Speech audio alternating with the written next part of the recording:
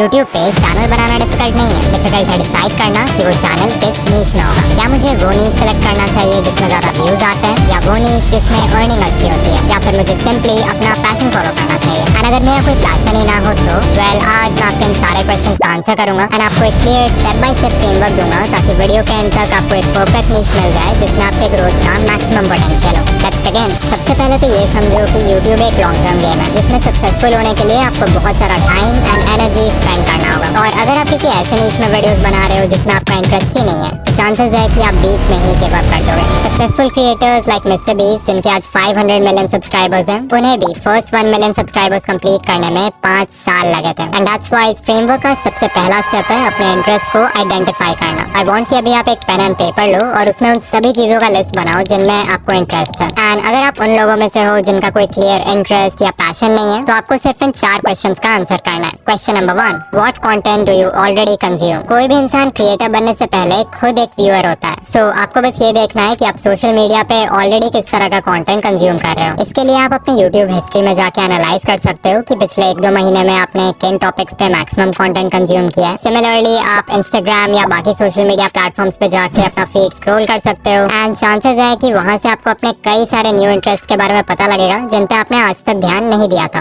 Question number 2, imagine करो कि आप एक स्टेज पे हो जहां आपको अगले 10 मिनट तक बिना रुके किसी भी टॉपिक पे बात करना है, तो आप किस टॉपिक पे बोलोगे? ऑफ कोर्स हम में से मेजॉरिटी लोगों के मन में कोई ऐसा टॉपिक आएगा जिसमें हमें काफी ज्यादा इंटरेस्ट है या जिसके बारे में बहुत ज्यादा नॉलेज है। सो नो मैटर वो टॉपिक कितना भी रैंडम लगे उसको नोट कर लो। Question number 3, what do people come to you for? वो कौन सी चीज है जिससे रिलेटेड हेल्प या एडवाइस मांगने के लिए आपके फ्रेंड्स एंड फैमिली मेंबर्स आपके पास आते हैं? फॉर एग्जांपल आप में से बहुत लोग होंगे जिनके पास लोग तब आते हैं जब उनको कोई स्मार्टफोन, लैपटॉप या कोई गैजेट लेना होता है। बहुत लोग ऐसे होंगे जिनके पास लोग हेल्थ या फिटनेस एडवाइस के लिए आते हैं। So try to figure out कि आपके केस में वो चीज क्या है। And finally question number 4, what are you currently learning और वांट टू लर्न? ये क्वेश्चन बहुत इंटरेस्टिंग है क्योंकि इसके लिए आपको किसी चीज में एक्सपर्ट होने की जरूरत नहीं है। अगर कोई भी ऐसा स्किल है जो आप अभी सीख रहे हो या सीखना चाहते हो तो भी आप उसके अराउंड कंटेंट बना सकते हो। अगर आपने खुद 1 महीने पहले जिम ज्वाइन किया है तो ऑब्वियसली आप फिटनेस टिप्स वाले वीडियो नहीं बनाओगे, बट आप अपने जर्नी को डॉक्यूमेंट करके बिगिनर्स के लिए कंटेंट बना सकते हो। लाइक आपने क्या सीखा, क्या मिस्टेक्स किए, अपना ट्रांसफॉर्मेशन दिखा सकते हो एटसेट्रा। इस अप्रोच का सबसे बड़ा फायदा ये है कि आप सीखते सीखते ही ऑडियंस बिल्ड कर सकते हो। तो इन 4 क्वेश्चंस को आंसर करने के बाद आपके पास at least 4 to 5 potential topics easily आ जाएंगे। बट चांसेस हैं कि आपने जो भी टॉपिक्स लिखे हैं उनमें से ऑलमोस्ट सारे बहुत ब्रॉड हैं। यहीं पे आता है हमारे फ्रेमवर्क का अगला स्टेप, फाइंडिंग अ सब नीश। लेट्स से आप एक आर्ट चैनल बनाना चाहते हो। अब आर्ट अपने आप में एक काफी ब्रॉड एंड सैचुरेटेड नीश है जिसमें हजारों चैनल्स ऑलरेडी एक दूसरे से कम्पीट कर रहे हैं। तो हम थोड़ा और स्पेसिफिक जाएंगे। एग्जाम्पल, आर्ट के अंदर आप पेंसिल स्केचेस का सब नीश पिक कर सकते हो एंड अगर वो भी बहुत ब्रॉड है तो आप पोर्ट्रेट पेंसिल स्केचेस के सब नीश में जा सकते हो। सिमिलरली अगर मेन नीश फिटनेस है तो उसको नैरो करके आप वेट लॉस वाला सब नीश पिक कर सकते हो। एंड अगर और स्पेसिफिक जाए तो हमारा चैनल हो सकता है weight loss using home workout कर रहा हूँ एंड इसी मेथड को बोलते हैं नीश डाउन करना। अब आप सोच रहे होगे कि हम इतना स्पेसिफिक जा क्यों रहे हैं? एक्चुअली इसका एक इंटरेस्टिंग रीजन है। बड़े क्रिएटर्स यूजुअली इतने स्पेसिफिक ऑडियंस को टारगेट नहीं करते हैं। फॉर एग्जांपल अगर एक 10 मिलियन सब्सक्राइबर्स वाला आर्ट चैनल है तो वो जनरली ऐसे वीडियोस बनाएगा जो मैक्सिमम लोगों को अपील करे और हाईली स्पेसिफिक टॉपिक्स को अवॉइड करेगा क्योंकि उसको पता है कि टॉपिक जितना स्पेसिफिक होगा उसको देखने वाली पोटेंशियल ऑडियंस भी उतनी ही लिमिटेड होगी। अब अगर एक न्यू क्रिएटर के पर्सपेक्टिव से देखें तो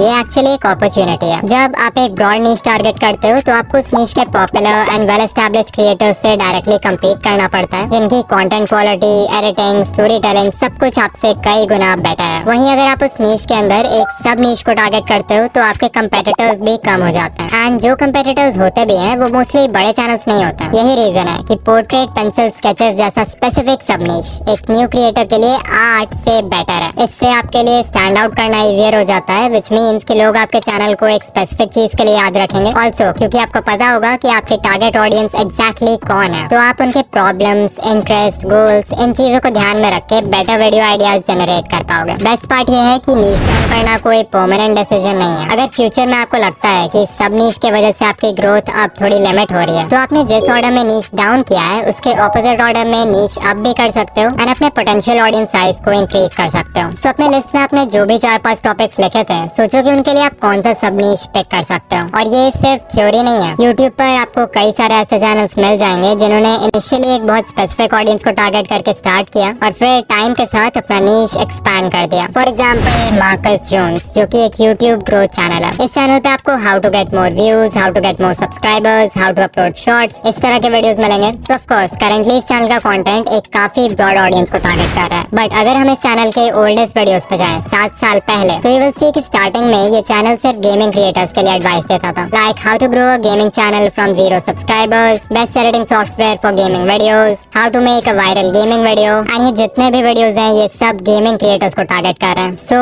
ही started with YouTube growth for gaming channels and उस सब नीश को एक्सपैंड करके इस चैनल ने अपना नीश जनरल यूट्यूब ग्रोथ कर लिया। अब तक हमने अपने इंटरेस्ट को नैरो डाउन करके उसे एक सब नीश में कन्वर्ट किया है। But now the question is कि आपको पता कैसे चलेगा कि जो सब नीश आपने सिलेक्ट किया है उसमें पोटेंशियल है भी या नहीं। यहीं पे आता है हमारे फ्रेमवर्क का फाइनल स्टेप, इवैल्यूएट पोटेंशियल। किसी भी नीश में चैनल बनाने से पहले आपको इन 3 फैक्टर्स को कंसीडर करना चाहिए। सबसे पहला फैक्टर है डिमांड। बेसिकली आपको प्रूफ चाहिए कि आपने जो नीश सेलेक्ट किया है उसमें enough number of viewers exist करते हैं। इसके लिए आप यूट्यूब सर्च बार में अपना सब नीश टाइप कर सकते हो एंड अगर आपको दिखता है कि मल्टीपल क्रिएटर्स के वीडियोस कंसिस्टेंटली अच्छे व्यूज ला रहे हैं, तो ये एक स्ट्रॉन्ग सिग्नल है कि इस सब नीश में ऑडियंस एग्जिस्ट करती है। अगर आपका नीश जरूरत से ज्यादा स्पेसिफिक और नैरो होगा तो नेचुरली उसमें इंटरेस्टेड ऑडियंस भी बहुत लिमिटेड होगी एंड ग्रो करना मुश्किल होगा। तो वैसे सब नीशेस को अवॉइड करना ही बेस्ट है। इफ यू वांट तो आप vidIQ जैसे टूल्स भी यूज कर सकते हो, जहां आपको अपने नीश से रिलेटेड कीवर्ड्स टाइप करने होंगे एंड आप देख पाओगे कि मंथली उस कीवर्ड को कितने लोग सर्च करते हैं। वंस यू नो कि आपके नीश में अच्छी खासी डिमांड है, तो आपको नेक्स्ट फैक्टर को इवैल्यूएट करना है, जो कि है स्टॉक। क्या आप इस नीश में at least 100 high quality video idea सोच सकते हो या नहीं, क्योंकि यूट्यूब पे सक्सेस मिलने में टाइम लगता है। अगर आप सिर्फ 15-20 वीडियोस के बाद ही आइडिया से आउट हो जाओगे तो चाहे नीश में कितनी भी डिमांड हो, आप उसमें लॉन्ग टर्म ग्रो नहीं कर सकते। इसलिए मैं चाहता हूँ कि अभी आप एक ब्लैंक पेज खोलो और बिना यूट्यूब से कॉपी किए अपने नीश के अराउंड जितने वीडियो आइडिया सोच सकते हो उतने लिखो। अगर आप इजीली 40-50 आइडियाज तक भी पहुंच जाते हो तो ये ऑलरेडी एक स्ट्रॉन्ग साइन है कि इस नीश में लॉन्ग टर्म कंटेंट बनाया जा सकता है। But if you are struggling to find ideas, तो चांसेस है कि ये नीश बहुत नैरो है या फिर आपको इस टॉपिक में उतना इंटरेस्ट नहीं है जितना आप सोच रहे थे।